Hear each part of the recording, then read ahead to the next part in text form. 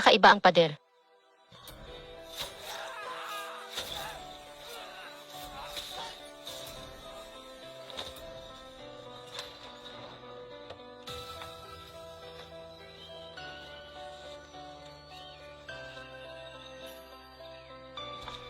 Isang araw, naglalakad ang mag-asawa sa Venice. Dalawang tao na may hawak na kamera sa paligid. Diyos ko! Biglang may lumabas na clone na nakamaskara sa pinto. Akala ng lalaki ay street artist ito. Dahil dito, inatake sila ng clone na may dalang kamera. Natumba ang kawawang bata. Hawak ng pervert na ito ang kamera at hinampas ng paulit-ulit ang lalaki, dahilan para mawalan ito ng malay. Sa oras na ito, lumitaw ang isang grupo ng mga taong nakasuot ng maskara. Nang makita ang walang hiyang clone na ito, hindi sila natakot sa kabaliktaran, sila ay nagyaya sa kanilang tabi. Sanay na ang mga taga rito sa mga ganitong eksena. At mahinahong hinihila ng payaso ang biktima pabalik sa pugad. Binuksan din ang nakakatakot na laro ng pagpatay na tulad nito. Baguhin ang eksena. Ang isa pang grupo ng mga kabataan ay dumating sa bayan ng Venice upang maglaro. Diretso silang umupo sa bangka doon. Ngunit hindi nag-ingat si Jose nang mahulog siya sa tubig. Agad namang napansin ng mga tao at hinila siya pataas.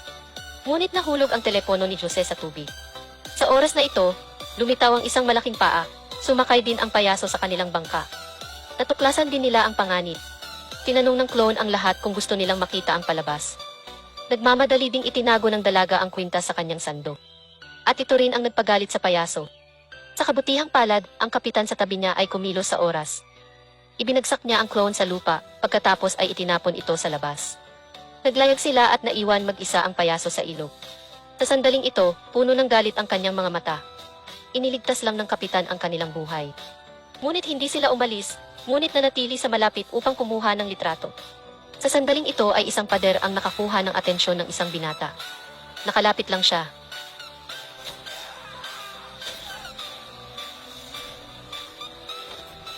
Nakatago pala sa loob ang nakakatakot na payaso, pinto talaga ang pader na ito. Nasa loob ang payaso na nagmamasid sa sitwasyon. Kinagabihan, dumating ang isa pang bangka at sumakay din sa bangka ang payaso kasama nila. Magsisimula na rin ang isang nakakatakot na eksena. Gusto mong makakita ng palabas, ang ganda. Gusto mong tumakbo. Sinabi ng clone na pagpatay ang kanyang pagganap. Pagkatapos ay bumunot siya ng espada, saka sinaksak ang lalaki.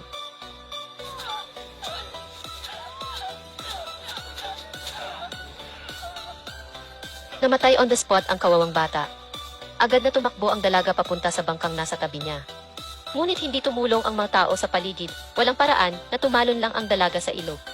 Ngayon, gusto na lang ng dalaga na makatakas sa clone.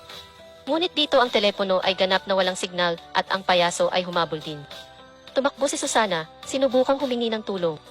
At ngayon ay kinuha ng kanyang matalik na kaibigan na si Isa ang telepono.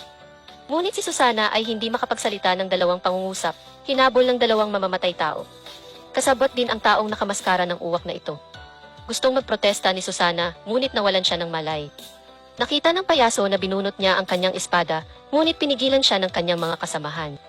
Sayang naman daw kung pumatay ng ganyan kagandang babae. Kasunod nito, isinakay niyong dalawa si Susana sa bangka.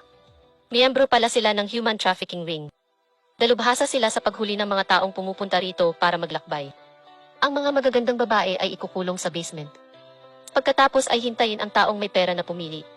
Kinabukasan, sa daungan ay maraming pulis na diskubre pala nila ang bangkay ng lalaki.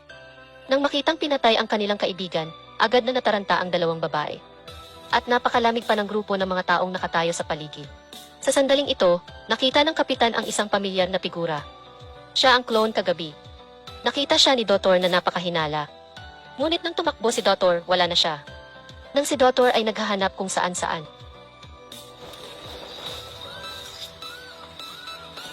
Muli siyang nagpakita na may hawak na kutsilyo para takutin ang katabi niyang babae. Ngunit ang mga tao sa paligid ay naglabas pa ng kanilang mga telepono upang i-record. Hawak ng payaso ang kutsilyo sa harap ng liig ng dalaga at umalis. At takot na takot ang dalawang babae dito. Hindi alam ng babae kung sino ang paniniwalaan. Biglang napansin ni Dr. na may nakatingin sa kanila sa labas. Agad na hinabol ni Dr. ang lalaki at ibinagsak ito sa lupa. Inisip ni Dr. na iyon ang mamamatay tao na payaso. Ikaw ang clone na iyon, hindi ba? Ngunit sinabi ng lalaki na siya ay isang reporter lamang. Noon lang niya natuklasan na ibang tao ang clone. Si Isa ay hindi sinasadyang nakadiskubre ng isang party ticket.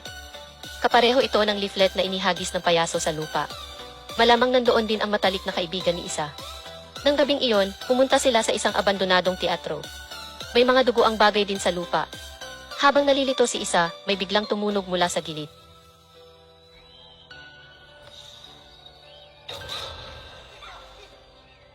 Siguradong sila ang pinagtataguan ng clone. Ngunit natapakan ni Dr. ang bitag at nahulog. Agad namang tumawag ng pulis si Aranza at tumalon din si Isa. Natuklasan muli ni Aranza sa itaas ang problema.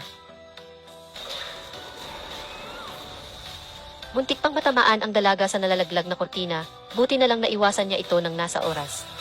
At lumitaw din ang payaso, dali-daling hinabol ni Aranza. Pumasok ang dalaga, nakalahad ang kamay.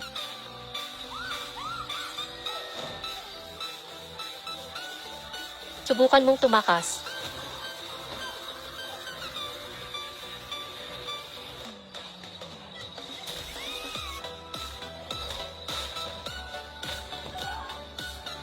Nakatingin sa natatakot na batang babae na nanonood ng clone na nagtanggal ng kawit. Malakas niyang sinaksak ang braso ng dalaga.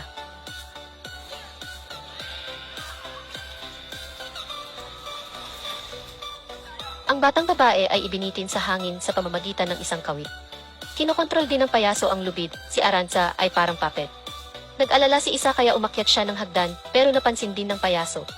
Sa oras na ito, dumating din ang mga pulis, ngunit natagpuan na lamang ang bangkay ng dalaga. At ang payaso ay tumatakbo pa rin sa itaas, pagkatapos ay natagpuan siya ng mga pulis. Ngunit hindi nagpanik ang payaso. Pwede bang hulihin mo ako?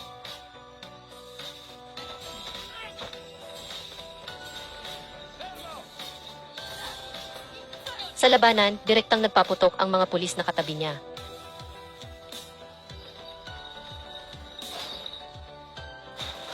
Matapos sirain ang payaso, sarado na rin ang kaso ng nakakatakot na pagpatay. Sa tingin mo ba ito na ang katapusan? Ngunit ang payaso ay hindi patay. Dahil ang pinuno ng human trafficking ring ay ang hepe ng pulisya.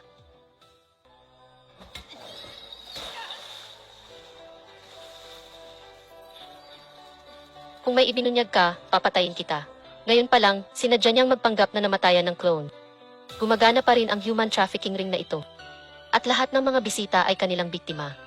Isang bagong laro ng pangangaso ang muling binuksan.